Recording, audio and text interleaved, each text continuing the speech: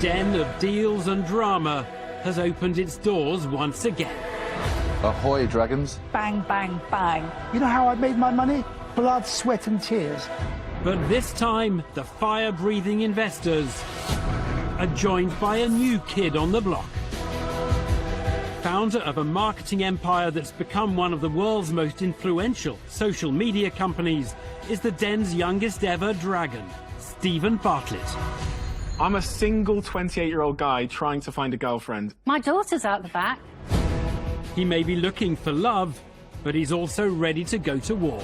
Don't worry about pizza. It's like, what's Don't the worry point? about pizza. One at a time. The new upstart. Come on, give me a break. What do you know about business? What do I know about business? Oh, come on, Touker? please. I built a £300 million business at 28 years old. You little so-and-so. As a new set of up-for-it entrepreneurs take the trip to the fabled third floor, This is a shambles. It looks horrific. some will strike out, You're putting me under pressure. others will strike gold. We can make millions. I hope that's good, Tears. And as dragons bare their claws, Please, stop. I'm telling you exactly what I think. And I'm telling you what I think. Oh, maiden, that one cut deep. I want 25% of the business. Vampire. even the strong-willed are tested like never before. You two are terrible. Thank goodness that's over. Did you not enjoy that? Tonight, Can I be totally honest? You can. You're in luck. I think you're picking numbers from the sky. Gosh, that's not profit, that's a night out. I'm starting to get emotional. You're nervous to put your neck on the line, but you're really happy to put my money on the line. I'm going to make you an offer, but I'm not going to suck the blood out of you like Peter just did. Ah, beam me up.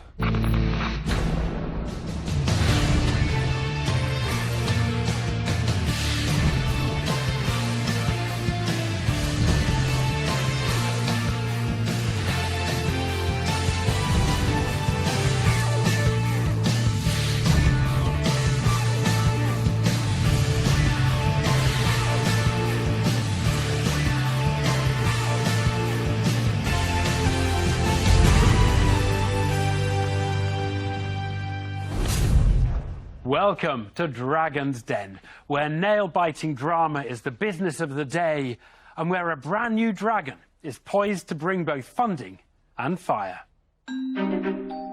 First to face Stephen Bartlett and the rest of the dragons, a London-based duo, Edward Hancock and Richard Simpson. Edward may be a busy entrepreneur, but he still finds time to keep up with international events. Did you hear about the terrible news that the French cheese factory recently burnt down? All that was left was debris.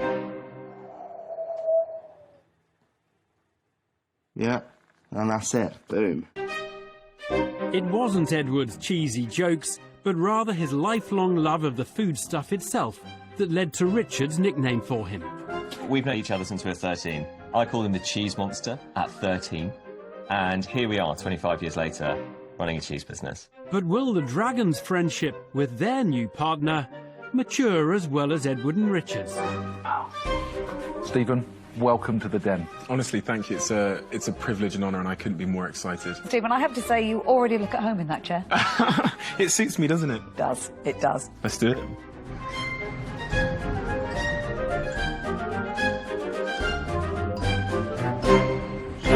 Hi, Dragons. My name's Edward, founder of Cheese Geek. I'm Rich, COO and problem solver.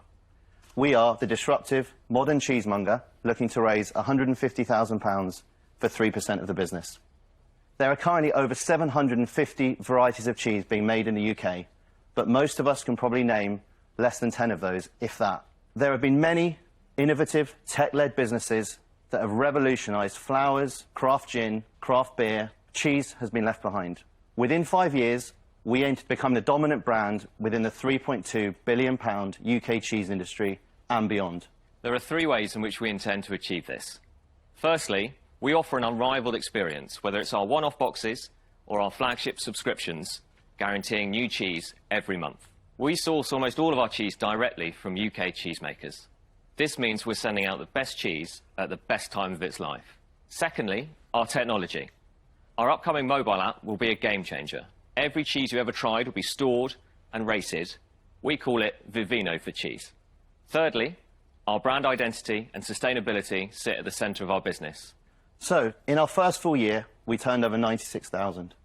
Year 2, 280,000. And year 3, 1.54 million. All that's left now is to try some British cheese. A cheese subscription app is the proposition from tech entrepreneurs Edward Hancock and Richard Simpson. And Rich is now going to present you with some cheesy canapes, which I'd recommend having before your meal, during your meal, after your meal, or in between meals. They're seeking £150,000 in return for a 3% share in their business. So I'm plant-based. We've sourced some ethical dairy cheese for you. From the ethical Yeah, dairy. directly from the ethical dairy. Well, you've got my soft spot there, because if I ever try cheese, it's from them. Her ethically sourced cheese sample has already won the approval of serial eco-investor Deborah Meaden. Now she wants to know what makes this business unique. So, guys, where is your value? What's the really hard thing to replicate? For me, I would start with the technology. It holds all our cheese universe. We have hundreds of cheeses in there, profiles on all of them, and all our customer data feeds into it and kind of works its magic and spits out the 5 cheeses that are going to be perfect for that person. And then customers rate their cheese, and then that starts to influence what they get in future boxes. So their subscription just becomes more and more personalised as people stay with us. So your timing is actually good, because British cheese has absolutely blossomed because we're struggling getting French cheeses into the UK. And what I'm trying to work out is when this all settles down, what happens to your market? I think that is a part of it, but I think there's a fundamental movement of all of us as a body of people to understand more about where our food comes from, whether the values of that producer and that business match our values. And what about the ethical side of it? So at the moment, around 15% of all of our cheese is organic. And do you have any mega dairies on your books? Absolutely not. Do you have any cheese at all that isn't grass-fed? Absolutely not. 200 cows is the most of any, and they're all pasture-fed. Thank you. An ethically leaning business, powered by some savvy tech, in a growing market, could prove a compelling combination for Deborah Meaden. But is Peter Jones finding the price tag the entrepreneurs have placed on their business quite so palatable? I've got to say, your valuation is smellier than your cheese. Why have you come in here with such a ridiculous valuation? So what I've done is I've taken the revenue and applied a 3.1 times multiple. I'd also add, I think, which is really important, that I've invested 720,000. How much? 720,000. Where did you get 720,000? Sorry. From my career in finance. Have you got more where that came from? No. So you spent all your money on this? Yeah. It was a kind of crazy thing to do. Either stupidity or genius or, you know. So 700k invested? 720 of me, and then 700,000 was also invested by investors. And how much more money do you see over the next 2 years that you need to raise? 0. I'm a numbers guy. So I'm not someone that's going to say I'm not a business person, I don't understand. Numbers is my game. We're expecting an EBITDA in our 4th year of 5.6 million. Yeah, no, look, seriously, as an investor sitting here, it's so lovely to invest in a business that has a chance of paying me back. So thank you for that. That's sarcasm, by the way. You know, the real world is like, people invest in businesses where we believe that there's a real return on investment. But at the moment, your first profit's coming in 4 years' time. That is a long time away. We're expecting to be profitable now. This year, we're forecasting to do 3.3 million. That's with a 1.4 million gross and an EBITDA of around 2k. 2k? Yeah, £2,000, yeah. Just marginally positive. That's not profit, that's a night out. The pair's prediction of a less than impressive EBITDA, a method of measuring a company's profitability, appears to have riled Peter Jones. But the entrepreneur's comparison of their product with a successful wine app has caught the attention of Stephen Bartlett. Really fascinating business. Thanks. Thank you. You refer to your business as Vivino for cheese. I'm actually one of the investors in Vivino. Got a couple of questions for you. What is your exit strategy for this business? Probably most likely a listing. Really? Yeah. You're going to have to get huge scale to list your business. You realise that? I think we can. So at the end of the 4th year, we're going to be 24 million. And that is conservative. And I know it sounds crazy and you're going to laugh at that, but genuinely, like, I really have no interest in being crazy. So that is based on multiples, based on where the business is now. You said you're not here to be crazy. So you tell me what the biggest risks to your business are.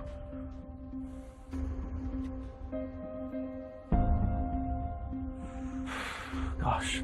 The biggest risk to our business? I honestly can't think. It's really concerning when an entrepreneur doesn't know what the risks are to the business, because then they might surprise them. You've got to understand what those risks are. I would throw one in, I think, capacity of cheesemakers. So we work with small batch artisan makers. Have they been pushed to the level of supply that we need? Yes, so that's a really good point, because there's a big difference between that supply chain supporting a 1.5 million turnover business and that supply chain supporting a 25 million turnover business. 24. It will not cope with that demand. So what can you do about that? Because that, to me, is the biggest thing stopping me from sitting here right now and saying, I want to make you an offer. So I think, yes, let's take an example. I mean, the rise in non-dairy milk actually helps us, because the more people that drink oat milk, the less people are drinking cow's milk. That can be made for cheese. And there is so much milk out there, and we need to redirect that milk to cheesemakers, and we work directly with them to make artisan cheese.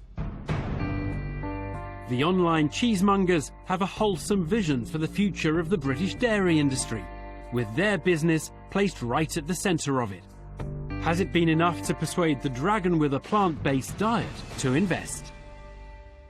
I've sat here quietly trying to work out whether or not this is something I want to be involved in or could be involved in. Because I think it's really got legs, and you have got something here. But I've got some big issues within the milk industry. And I can't be part of a business that, whilst you might want to drive yourself towards the more ethical end of it, I'm going to struggle, because I will say some things that will upset some of your suppliers. So I don't think I can invest. So I'm really sorry, guys, I'm out. Disappointment for the entrepreneurs, as Deborah Meaden's concerns about the environmental effects of milk production lead to a rejection of their business. Peter Jones was earlier dismissive of the company's valuation, and he's now ready to give his verdict on the investment proposition. If we talk about your overall strategy, the biggest risk of this business is your supply chain. Without that supply chain being properly organised and functional, you actually don't really even have a business. But you always fall back on the tech you're deploying. I think it's definitely a tech business. I like the model. I think the business model is really clever. And I can see this in multiple locations around the world once you set up infrastructure and supply chain. So I'm going to make you an offer. And I'm going to offer you all of the money. I was going to say for 20%, but I've paused because I don't think you'll do it. So I'm going to offer you all of the money, but I want 15% of the business. Thanks, Pete. Thank you. Are you accepting, or? better. We might just think for a sec. An unanticipated offer from the longest-serving dragon, Peter Jones. But for his £85,000, he wants 5 times more equity than the 3% that was on the table. Will the den's newest recruit, Stephen Bartlett, be prepared to match or even better it? I really like the business, you know, and there's tons of challenges you'll face, but the most important thing that gives you conviction as an investor that those challenges won't be insurmountable are the entrepreneurs that stand before you. You know, when I chose to join the Den, I was asked a lot about what type of business I was looking for, and my answer was always the same. It was, I'm looking for a business where there's a lever I can pull based on my experience, my skill set, and my contacts to multiply the value of the business. So I feel like you're here for me, and I also feel like I'm here for you.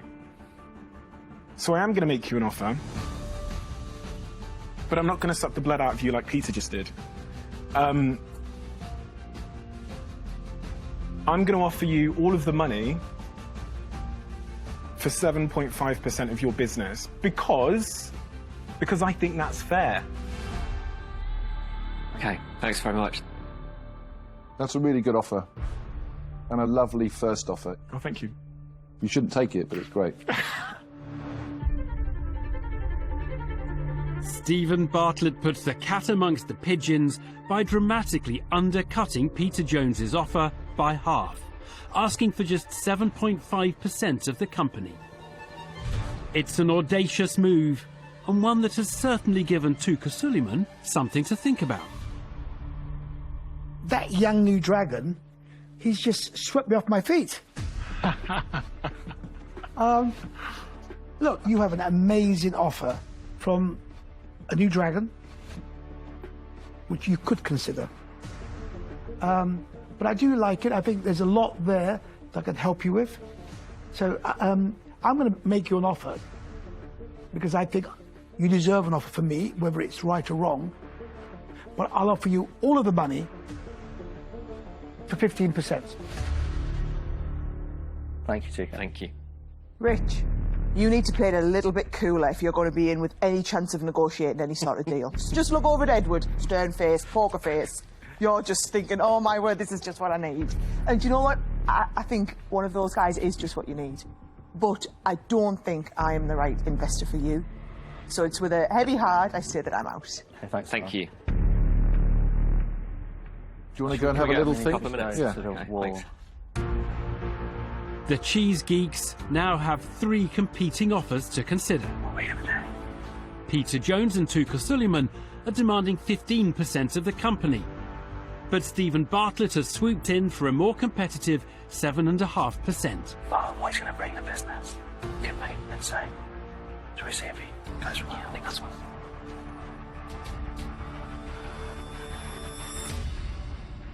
Well, thank you so much for your offers. Really, really appreciate it. And I'm so pleased that you kind of feel enthusiasm for what we're doing. I think, Stephen, you would have some really obvious advantages that you can bring. I just wonder whether, if you got your money back, you'd be willing to drop down to 5%.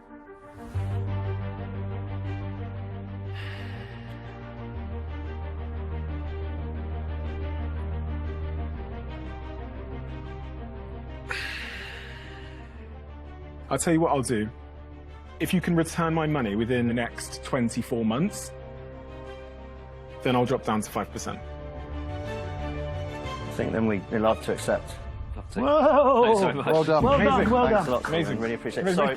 Edward and Rich have done it. What an investment as well to make as my first one. Great. Unbelievable Well done, guys. entrepreneurs. Well done.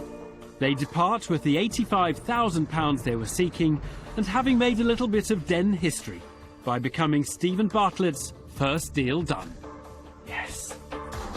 It was kind of scary not accepting Peter's offer. I just didn't really make eye contact with him. But I think Stephen could bring so much to the business. He adds the value in the areas that we need to help him. Yeah. Perfectly. Such a great match. I think that was a cracking deal. That was really good. I mean, you'll increase your percentage as you grow in that seat. Sure, yeah. But that was well done. He's bitter though, isn't he? Yeah, he's bitter.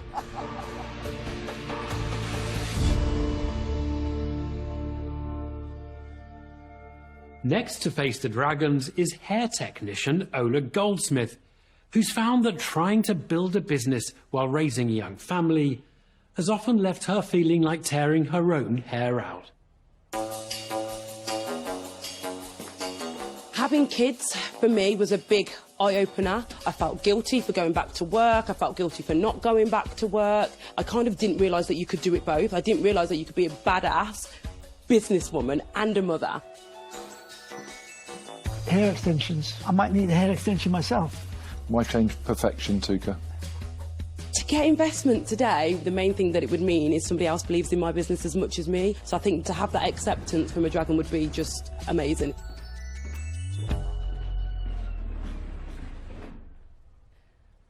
Hi Dragons, my name is Ola Goldsmith. I'm so excited to be here today, requiring £70,000 in exchange for a 15% stake in my business. Naked Weave is a hair extension training academy. Fitting weave hair extensions are actually one of the faster techniques. So obviously, they're more profitable. However, they were never really known for being discreet. So what I did is I completely upgraded the way we fit weave hair extensions. I completely hid all of these previously visible connections and I upgraded them for a technique that is almost undetectable. So what we want to do is help hair extension technicians worldwide to fit hair extensions more discreetly. So now I invite you for your questions. I'm sure you've got loads. I survived. I'd actually like to have a look. Oh, please do. Training in the art of applying seamless hair extensions is the proposition on offer from Ola Goldsmith. She's asking for £70,000 in return for 15% of her business. So how do you do that? Well, you have to come on one of our training courses. Ah, right. OK. The entrepreneur might be keeping her weave secrets close to her chest, but it seems that Deborah Meaden has had a brush with this type of product before. Hair extensions came into my life when I did Strictly. I never Amazing. imagined one head could take so many hair I know. extensions. But they were very much applied like this. But yours really are quite invisible. So is it that the extension is different or the technique is different? So it's the technique in which we apply them. Right. And how much does it cost? So a location course for a customer would be £455. OK, and can you describe where your business is at the moment and also put some numbers behind it? OK, so we are into our second year now. We turned over 192,000 in the first year with a gross profit of 104,000 and a net profit of 36,000. And then the first 7 months of our current year, we have done 128,000 with a gross of 75 and a net of 2,000. Got it. I've got to tell you, year one, from 0 to 192,000, well done you. Thank you. Tidy turnover for a fledgling business garners praise from Deborah Meaden. But has Stephen Bartlett spotted a kink in the weave entrepreneur's business model? So what happens if you teach me to be amazing at this technique, and then I say, do you know what, I'm going to start teaching people myself? That becomes quite self-destructive in the fact that the more people you train, the greater the competition becomes. I mean, we've trained over 1,000 and it's 20 months in and we've not had that problem and I'm not worried about that problem. I don't know why, but it just doesn't scare me. I just need to focus on this brand. How many technicians are there in the UK? So over 1,000. Over 1,000? Yep. So basically what you're really saying is that if every technician in this country took your course at £400, you do £400,000. Yeah. Roughly. So that really tells you the size of the market, even if you took 100%, is limited. I think that we would train more technicians. But you've told me it's only 1,000. Well, I just agreed with what you... No, but hold on. I've asked you a simple question. How many technicians are there in the whole country? So I would say... I don't want to, like, take too much of a stab in the dark, but it'd be way more... You should know this. I know, we have tried to research it, but there's limited information on it. Is it 5,000? Is it 1,000? Is it No, it's going to 2,000? be more like 50,000. 50,000? Yes. So the way that I looked at the market is even if we had a small percentage of those, and then the new ones that train every year, say there's 10,000, even if we had 20%... I think you're picking numbers from the sky. A breakdown in communication leads Touker Suleiman to lose confidence in Ola's understanding of the size of her market. Sarah Davies wants to know if the entrepreneur's business plan is any more robust. What are you going to spend the 70 grand on?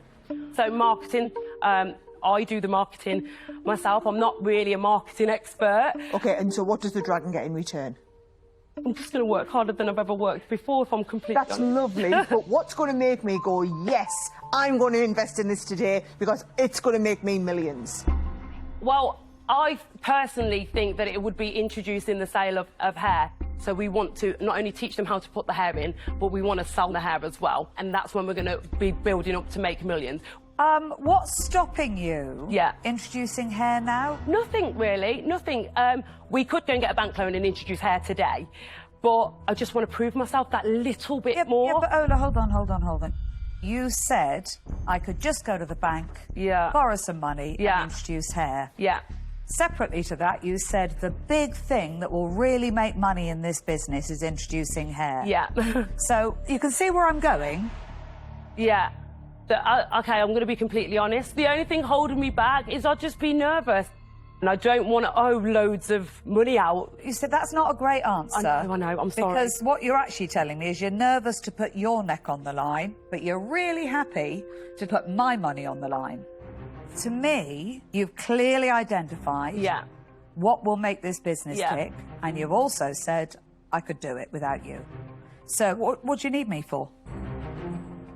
I just think that I am on my own in this business. I'm going to get emotional. And I just want somebody else to believe in me and also just come with me on the journey a little bit. I don't know why I'm crying. I don't know why I've gone from like... Take 10 seconds, take a deep breath. I'll be okay. I just need to pull myself together. Ola, I think, firstly, don't be embarrassed for getting emotional. So I think your mind has gone so fast with the excitement of being in here that you're losing a potential opportunity for investment because you're getting carried away. And sometimes you have to pause, as hard as it is, because you've got one opportunity, and you never know, one of these dragons could change your life. Peter Jones advises Ola to keep her eyes on the prize as she reveals her vulnerability in the den. Stephen Bartlett built a multi-million-pound business from his bedroom, and he wants to big up the aspirational entrepreneur's achievements so far. I understand what it is to be a young person with an idea and to go out and create a business that did 6 figures in its first year is tremendous. And you're an inspiration for our generation because of that. But I can't get my head around this idea of training your competition. I feel like that's kind of decaying your business model. And so you need a future product or service that you can sell. And the only thing that you pointed at that I think has scale and growth potential is this hair. 100%. But you haven't done it yet. No. And you want to do it with my money. So if it fails, what are we left with? We're left with this business, which I think is decaying for the reasons I've stated, but also it's not particularly growing very fast. I promise it will grow. I know it will. As an investor, I have to have evidence for that, and unfortunately promises aren't enough. For me, it's not an investable business. Okay. And for that reason, I'm going to say that I'm out. Stephen Bartlett doesn't share Ola's faith in her firm's future and becomes the first dragon to walk away from the deal.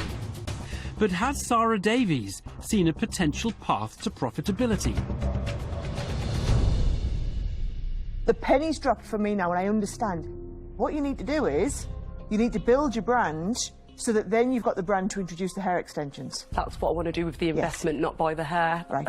The problem is, it's not a credible enough brand to be able to launch product off the back of it. Okay. And the right point for you to take on investment is when you can prove that you've got the brand. So it's not an investable proposition for me today, so I'm out. Ola, I think the product looks really good. I think that you've got a great business for yourself, but I can tell that you're lonely, right? And that's my sense. I think you need help and support. It might be that you need a mentor rather than, in my opinion, an investor right now. And for that reason, I'm going to say that I'm out. Ola. Yeah. You're successful. I don't know if you know that. It's just so nice. But I mean, you're gonna. Nice. Thank you. But unfortunately, today, you've not convinced me that this is a £2, £3, £5 million business. So for that reason, I'm not going to invest them out. Kudos, but no cash, as 3 more dragons decline a deal. Deborah Meaden is Ola's only remaining hope for investment. Has the extension entrepreneur managed to weave any magic over the den stalwart? I think you've actually done really well, and it's odd. You have a very odd way of not believing in yourself. You know what to do with this business, but you don't believe you know what to do with this business. You think you need me to tell you that you're right to go out and do the hair extensions. There's one thing missing in you, and that's your own self-belief. Yeah. You've got good instincts. Yeah. Don't let anybody else talk you out of that. But you're not investment ready. So, I won't be investing. I'm out. Thank you. Good luck. Hello, good luck. Thank you. You can do it. Thank you. I know I can. Literally, it's been the day of a lifetime being here, and it's just a pleasure to be in front of you all. Thank you so much. Thank you. Ola gets praise and encouragement, but all 5 dragons cut and run from her hair proposition, and she leaves the den without the investment she was seeking. Being an entrepreneur can be a lonely place. Yes. It is a You it could- can you be could a see lonely that. place. It is for everybody, right? Every entrepreneur, especially at that stage. Yeah. You know. I never really want to admit that I've got a tiny little bit of doubt. I do want somebody else to just say, yeah, like what Deborah said. But I needed to go and say to them, this is the right thing, this will happen. But I don't know why I didn't. It's one of them, isn't it?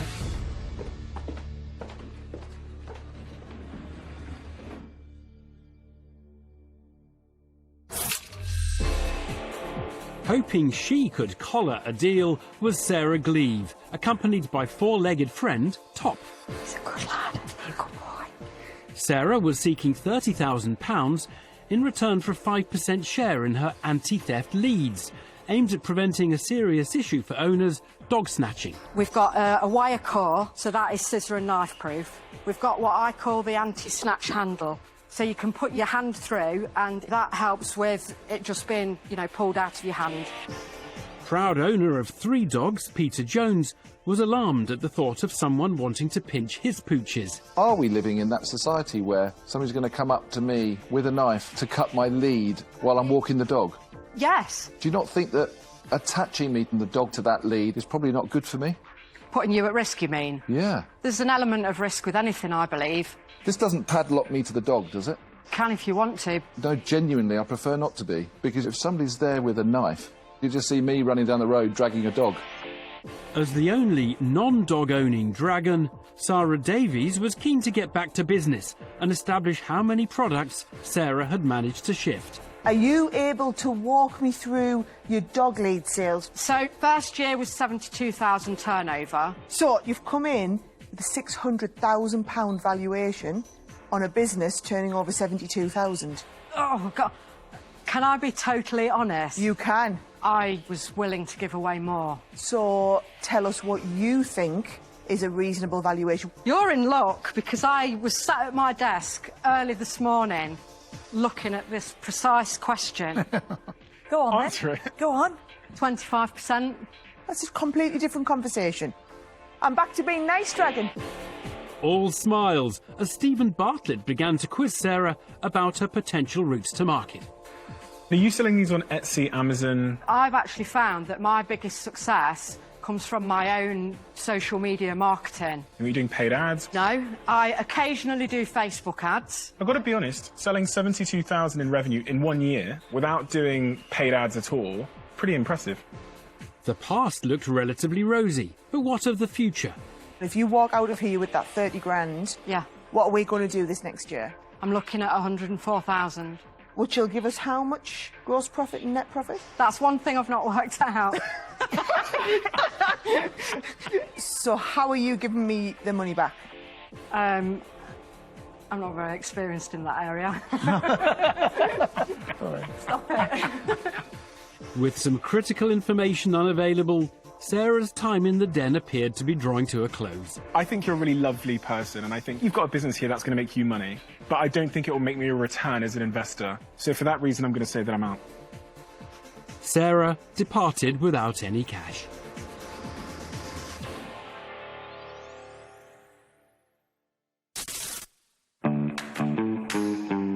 Next to face the dragons is Scottish Borders-based businessman Grant Bruce, who thinks his gizmo could be a game changer. I think there's a gap in the market right now. I think it's a niche that nobody's really explored yet. So I want to be the first to market and be the market leaders.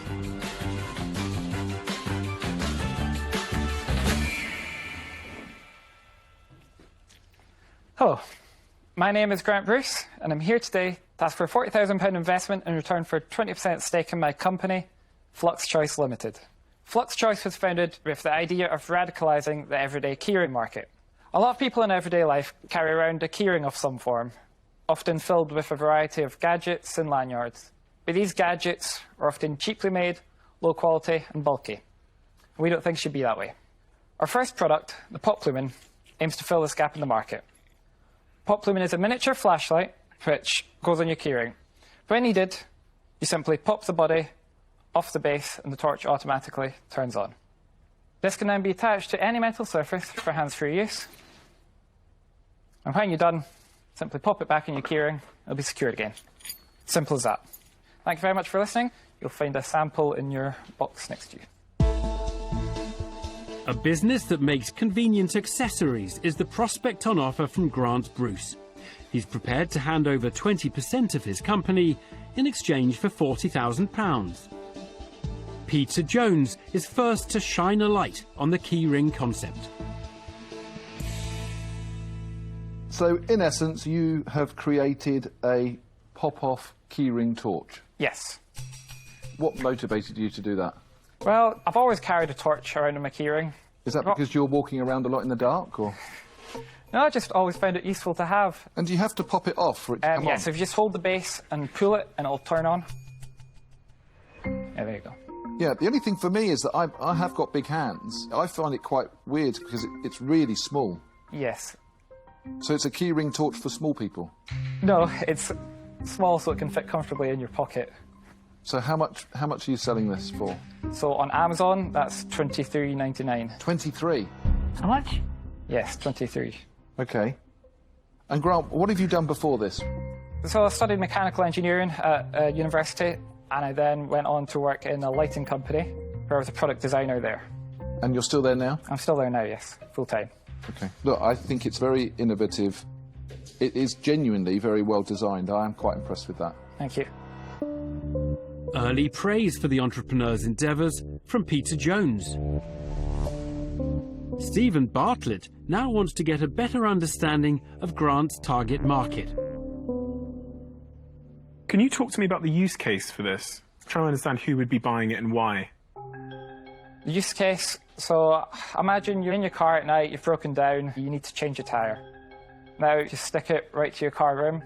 Stick it to the car? The underarch of the car, sorry, because it's magnetic, so you can use it hands-free.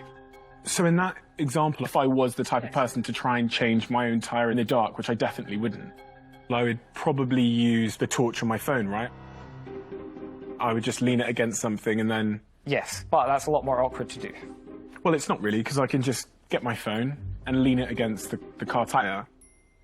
I can't understand the use, because I think there's probably two markets. I think there's one market, which is the everyday person who is walking through their garage, pulls out their phone and lights their garage. And then there's probably the other end of the market, which is people that are mechanics or, I don't know, climbers who would probably opt for a more substantial product. And we have had a lot of people that use it in trade. We've had a lot of feedback from that. A lot of people? How many? People from feedback, I'm not... 10? There's probably more than that, but... How many? Yeah, probably about 10.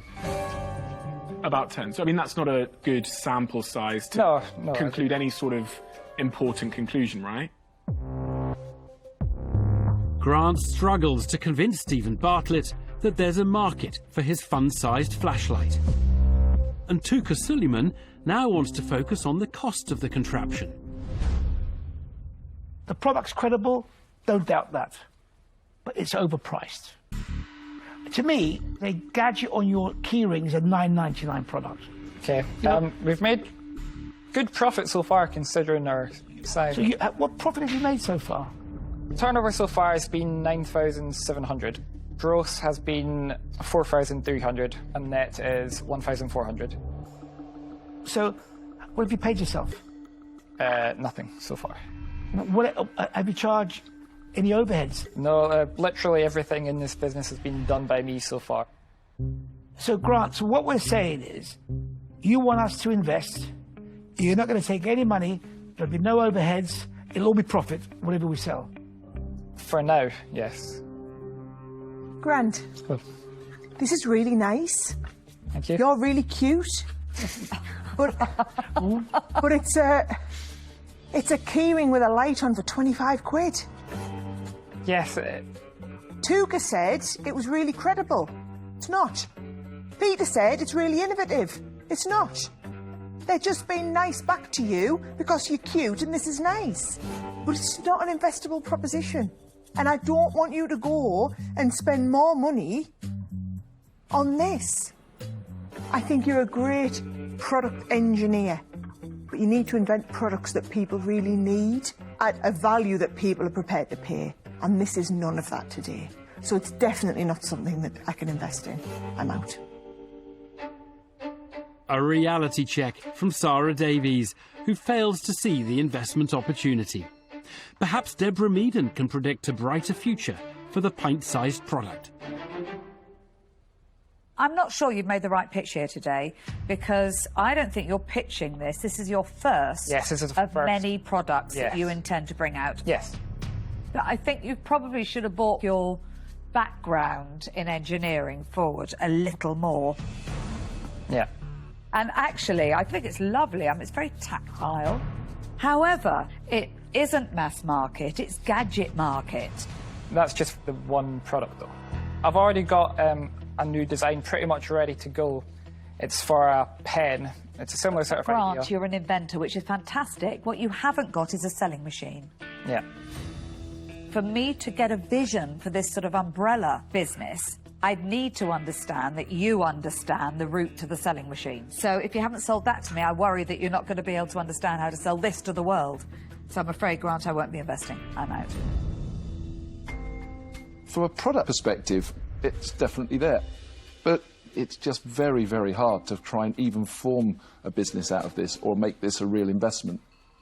So whilst I've had a bit of fun even thinking, when you said pen, I went, oh, it's quite similar to my pen. But then I thought, why? Why would I put a torch on my pen? Sorry, my new design was not for a torch on a pen. It's for a pen with a similar magnetic base. With a torch? No, no torch. What, just a pen? Grant, pens have been around a long time. I think you need to rethink about this. So imagine a half-size pen. It folds out into full-size pen. Wow. Okay. Look, I think it's a neat product, but it doesn't mean that it's a business or investable. So sadly, for that reason, I'm out. It's okay. I have to agree with the Dragons. I think what you've made here is really, really well made and put together. My issue is I tend to think it's pointless, because the 5 Dragons set up here today all have phones in their pocket which have torches on. Those torches are only going to get better.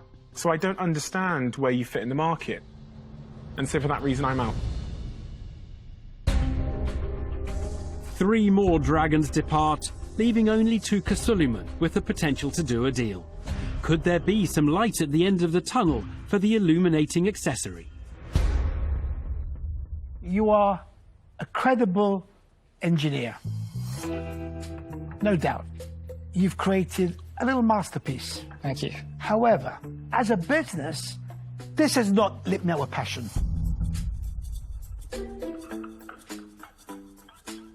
Sorry, are you pausing for the laugh there?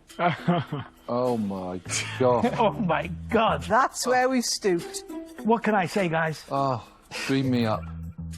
Unfortunately, you haven't lit me up with passion. And I'm out. Thank you, Touker. It's all over for Grant. Go and light them up. Oh, you don't have to say it again, Touker, it just makes it worse. Having failed to win over the dragons with his tiny torch, he leaves the den with nothing. Feeling okay, a bit disappointed, but they had a lot of good words to say about the product itself. If I went in again, I don't think I would have done anything differently. I would have just been myself. And at least I thought it was cute.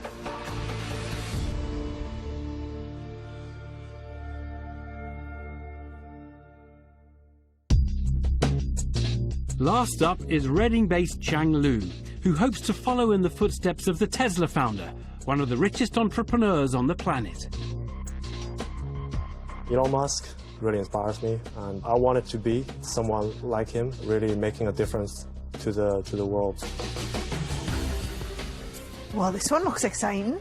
bit like something out of a George Orwell movie at the moment. Chang hopes his business will be the perfect example of how man and machine can work together in perfect harmony. Our vision is really in the future that we can create cohesive relationship between human and robot that ensures the technology benefit humanity, not destroying the humanity. Hello, Dragons. My name is Chang. I'm the founder of Extent Robotics. I come to Ask Dragons for $150,000 investment in exchange of 5% of our equity stake. Technology will replace jobs, but we believe no.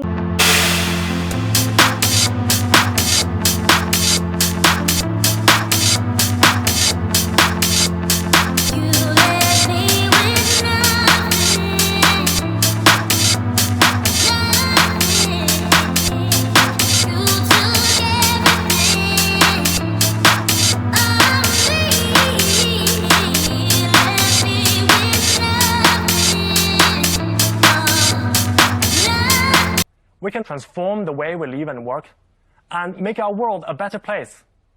I would like to invite one of the dragons to try. Go on, Stephen. Okay. Is that because you need to be young to be able to No, operate? it's because I'm going to put that headset on and it's going to ruin my hair. An augmented reality interface that allows humans to control robots in a different location is the proposition on offer from Chang Lun. So I'm coming up round the back of this puppy. Yeah, you can try to grasp the tails or legs. Ooh. He's asking for £150,000 in exchange for 5% of his business. And then you can lift it on top of the box and release. Let me go, let me go. Oh. Oh, tickle his tummy now. He's a good boy. Despite failing in Operation Place the Puppy in the Box, the interactive demo has intrigued Stephen Bartlett. Interesting. But Deborah Meaden is first to interface with the entrepreneur, and she wants a better understanding of how Chang's technology could change the world. Can you be really clear on the usage that you see? Because you must have been thinking when you were designing it, oh, this would be good for that, and this would be good for that. Yeah, so firstly, healthcare, where you maybe need some experts from a far away distance that you don't have locally. So remote expertise. Yeah. So the second area is more industrial inspection and maintenance. And an example is the nuclear decommissioning. And three? And the third one is hospitality. So we've been trialing our system with several UK restaurants that's actually doing the bartending robots for them. Do you have a sense of how much this is going to cost? Yeah, so the general system, the hardware would cost around 5,000 to 6,000. So our business is to sell the license for our software, ranging from 2,000 to 5,000, depending on what robot it is. For this particular one, it's about 1,500 for the license. Okay. Deborah Meaden discovers that Chang's business model has more than one revenue stream. But Stephen Bartlett wants to nail down when the concept will start creating cash. When do you think you'll be making money? It's probably quite soon, because we already have universities in interest of collaborating, where they have a robot in care home that's taking care of the elderly. On that specific application in the care home, can you describe to me exactly what the technology will do in that care home?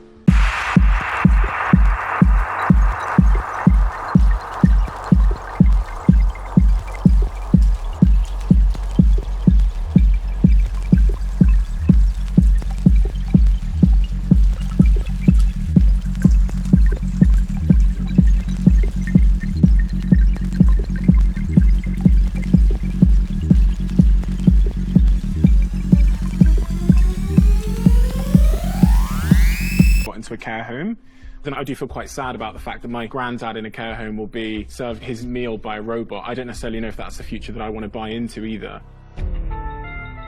I mean, it doesn't stop you from going in person, but it's an option. If, for example, daddy wants to have a pill that is urgently needed and he just needs someone to pick it up for him, and that would be a big problem if it's late.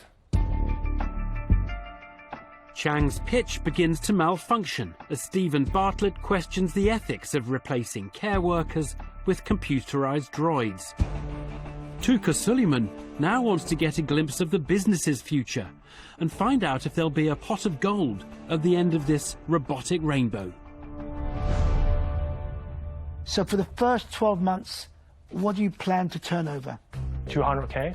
And how much will you burn in that first 12 months? A little bit less than 1 million. So if you're going to lose £1 million next year, then you've got to raise more money. Yeah. So we're planning for next year's for the 1 million round. Whoa. So really, if one is taking a 5-year view or a 10-year view, my 5%, it'll probably be 0.5%. By the time you've raised and raised and raised, that's the problem. Yep. So if I invest today, by the time it starts making money, I'll be down to hardly anything. I'll lose interest. But I guess this is the future, and I'm going to leave it for the young ones to invest. So for that reason, I'm out. Diminishing equity and slow returns are not enticing for Touker Suleiman, and he terminates his part in the proceedings. Does marketing whiz kid Stephen Bartlett share Chang's vision for his technological mission? For technology like this, you need to have, typically, I think, a really clear entry to the market, where you say, this is where we're going to introduce our technology and get the world used to it. If you had to pick one of the 3 applications you talked about earlier, which one do you really think is going to be the place where this takes off? Well, so far from what we have in terms of tractions, majority is around healthcare. Give me a really specific example in healthcare. Closed suction, for example, for COVID patient. What's closed suction? So it's basically you have a tube that needs to go into the throat, and you need to regularly changing that tubes for the patient that's using the ventilator. So for this technology to be useful in that application, you'd need real precision robotics. Mm-hmm. And what I experienced, I couldn't even pick up a dog. Empty room, filled it up, talk is cheap, listen up. I don't know where we went wrong, but I feel I'm shaking these walls, yeah. Nothing safe, gotta take cover. Instead of love, we just make glitter. Running and running, yeah, we got off track. Now we under attack.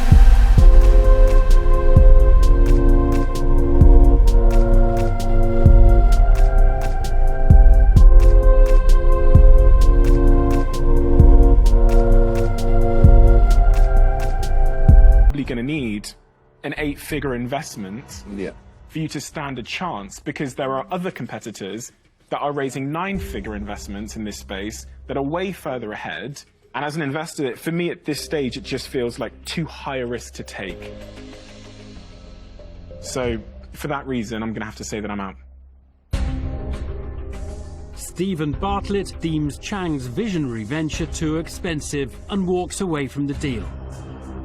Does Deborah Meaden believe this augmented reality can become commercial viability? It's just really, really hard to evaluate the technology and how far it has to go, how much time it's going to take, and how much money it's going to take. I'm not I take risk, but I don't like jumping into the dark. So I'm really sorry. I really wish you all the best, but I'm out. Appreciate it, Deborah. Chang, some of what you've told me today I like and I'm on board with. Other bits I don't like. I don't like the thought that even by the time old man he is in a care home, it might be a robot delivering his nighttime pills. But I do appreciate and accept you are not the one making the decision on where the world's heading. You are just going with the flow and facilitating that. But I think to do that, you need people and investors on board who can be influential and can assist on that journey. And that's not me. So I won't be investing today. I don't know. 2 more dragons exit the deal, making Pizza Jones Chang's last hope for investment. Has the entrepreneur's cyber science caught the imagination of the tech tycoon? I was sitting here, I was just asking Stephen, because for the life of me, I've just been going off my little world with the Avengers. And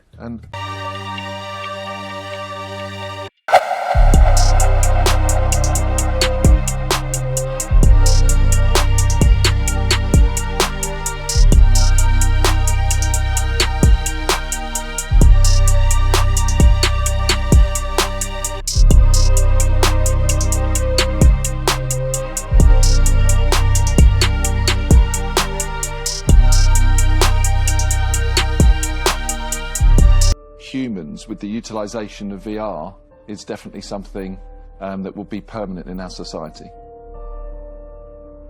You can see a time where you could say, tonight, we've got Gordon Ramsay coming to our restaurant. Exactly. You know, you could end up with a Deborah Meaden robot giving you business advice, but Deborah's at home in definitely Devon. not food, definitely not cooking. Not cooking, you're pretty appalling at that, aren't you? Yeah, I'm appalling.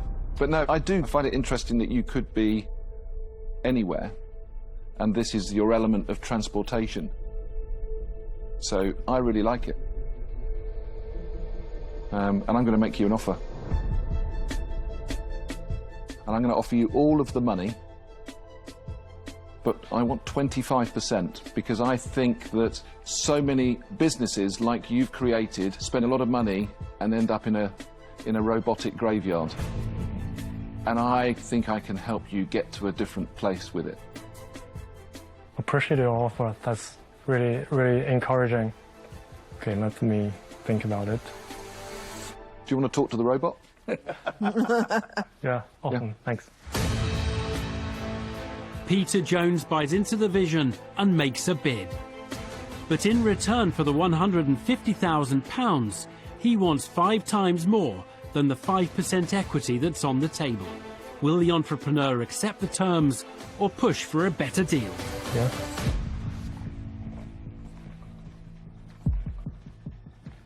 Okay. I would like to accept your offer. Great.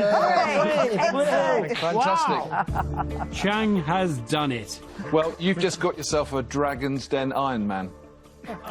He bags himself a super investor. Thank you. And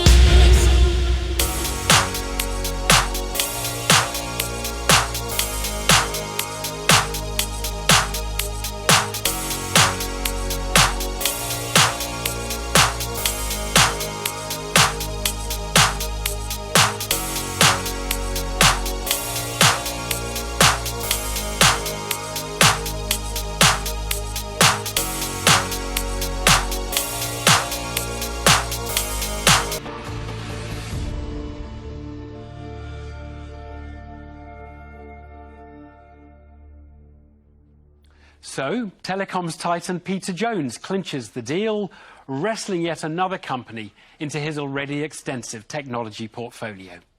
In securing investment, Chang Lu joins a pair of 21st century cheesemongers whose business became Stephen Bartlett's first, and hopefully not his last, investment.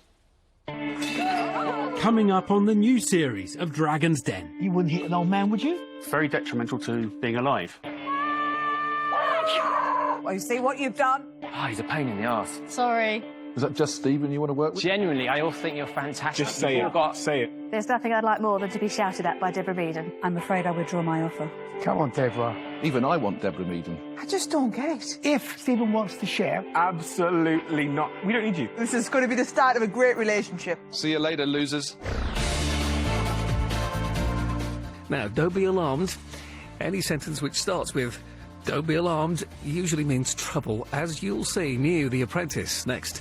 And when it came to art, this man meant business. BBC Two tells the colourful story of Andy Warhol's America.